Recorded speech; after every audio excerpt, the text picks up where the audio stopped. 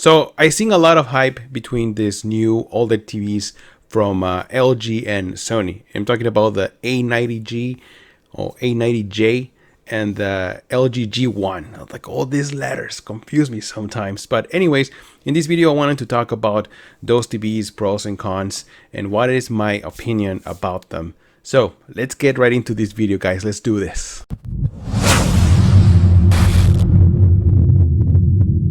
So I wanted to touch three different features or maybe aspects about this TV. One is going to be brightness, the other one is going to be features, and the other one is going to be price. All right, so let me start by talking about brightness from both of these TVs. This is probably one of the features that everybody's excited because OLEDs, we are known that OLEDs are not the brightest panels out there. I mean, compared to QLEDs here, they're not the brightest panels. Normally, they go up to about 600, 700 nits of peak brightness. And then so this new A90J from Sony, it's roughly hitting around 1300 nits of peak brightness. That's a lot for an OLED. Maybe a little bit less than that. And that is only on vivid mode as far as I know. And the new LG G1 is hitting around roughly between 800 and 900 nits of peak brightness, which is not a lot compared to the new Sony, but it is better or is improved compared to previous models. If you've seen other videos, for example, comparison between OLEDs and QLEDs, one of the most common comments that you're going to see in the comment section is that people are saying brightness is not everything. And that is very true when it comes down to an OLED TV. And the reason being is because OLED relies more in contrast and deeper black levels. I remember when I reviewed the LG C9, my wife came in and she saw the picture and she kind of thought it was like a three-dimensional picture because the image sticks out or stands out so much because of that high levels of contrast that you don't need that extra peak brightness. Now Sony is adding this heatsink to help reduce the heat from that TV produces, which it's great, right? But at the same time, in my opinion, I feel like you still have a higher risk of having a permanent screen burn on your TV. The heatsink is just helping with the heat, but it doesn't mean that the screen burn issue is gone. It's still there. On the other hand, LG is only increasing just maybe 100, 150 more nits compared to other models, which is not that bad. And at the same time, I feel like LG doesn't want to risk that permanent screen burn, and maybe that's the reason they're not going higher than 1000 nits. So now let's talk about features. And we all know that Sony has one of the best motion engines out there and the best picture and color processing. And the new models, they have the XR processor, which is going to modify and change the brightness depending on what you're watching. Is well known for excellent picture handling. But LG is not doing that bad either. I mean, the new Alpha 9, I think, is the 4th generation of Alpha 9 processor they have. They also have great motion engine, beautiful colors. I mean, you're not sacrificing a lot, but I feel like Sony has marketed their processing image much better than LG. At least that's how I see it. What I see from LG is that they're offering also a lot of gaming features. And personally, I am more interested in that because I'm a gamer. I game a lot on either monitors or TVs.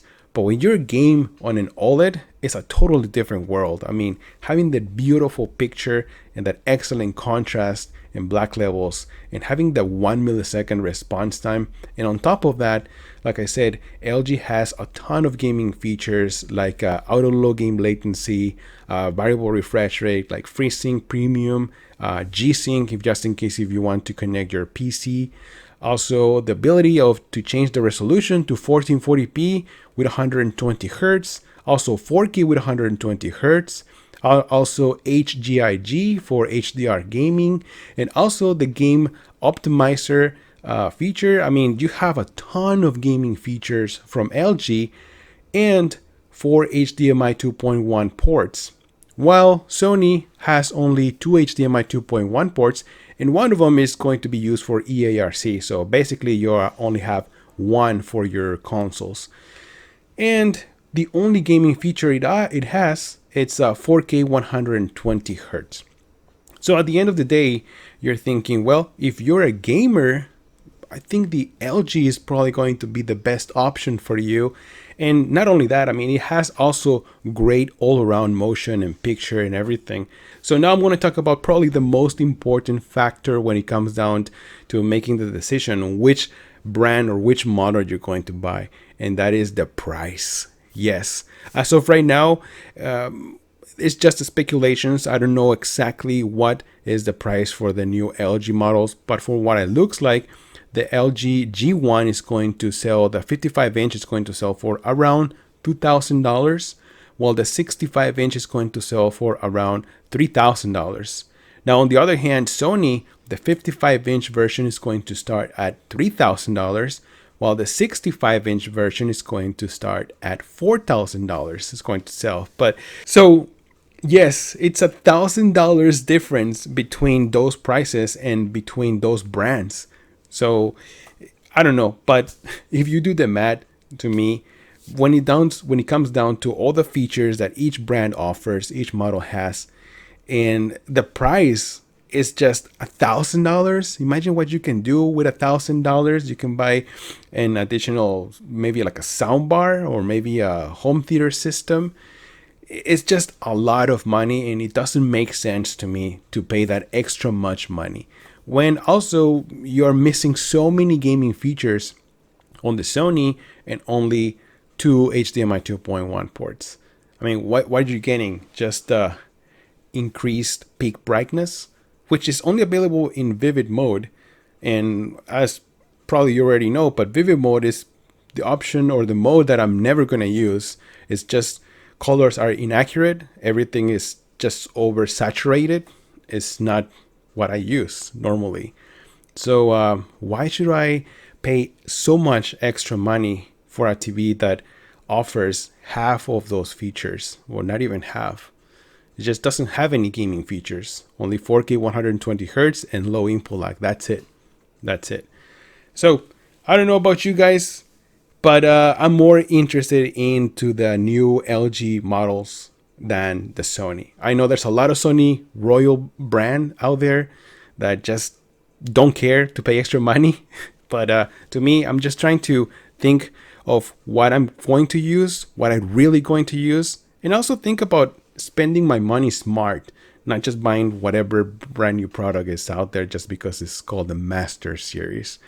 And yet we still haven't seen what the other lower tier models offer. I mean, I'm talking about the A90J and the LG C1, which honestly, they look also very promising and also going to be cheaper. I believe the 55-inch version of the C1 is going to start selling at around $1,600, while the 65 is going to be, I believe, $2,600 or $2,800, something like that.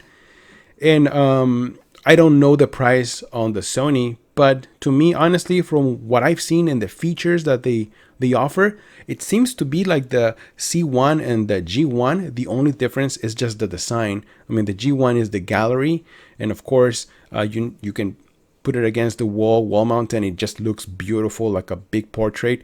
Oh, and one more thing, the G1 doesn't come with the stand or legs. You need to buy those additionally, which they cost at around $100 extra, while the C1, it does come with a base. So I really want to see if it makes sense to spend that extra money for the G1, or maybe just get the C1. I want to see that, but at the same time, we still need to wait until they release more information between those TVs. Alright guys, so let me know in the comments below, what do you guys think about this? Are you willing to spend that extra $1,000 just because you really like Sony products? Are you really need that extra peak brightness? Do you have a window next to your room? Or maybe you just have a lot of ambient light that you need that extra peak brightness? Do you prefer more of the gaming features than anything else? Are you willing to pay extra money for the G1 than the C1 just because it is the gallery series? Let me know in the comments below, what do you guys think about this? Thank you so much for stopping by. Don't forget to check out the merch. It's available now, right here, right below. Check out the links if you're interested in buying the A90J. It's a lot of money. It's a lot of money. I'm Jolster. I'll see you guys in the next one. Jolster out.